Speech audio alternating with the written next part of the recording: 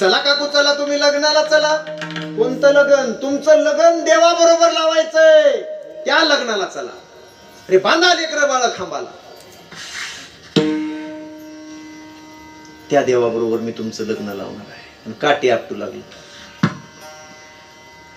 तरी माणसं दरवाजे लावून घेऊन मध्ये बसू लागली, बाहेर येत नव्हते. मग दिवसभर मग ज्ञानेश्वरीचं पारायण चालू केलं, मग गाथ्याचं भजन चालू केलं, त्याच्यातून बी जागा.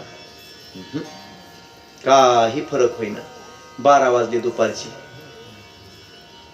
गाथा संपला. 1 वाजला, कथा चालू झाली. रामकथेतून तरी काही फरक पडेल, नाही पडला. 4 वाजले, 5 वाजले, हरिपाठ चालू झाला. हरिपाठातून तरी हरी हरी,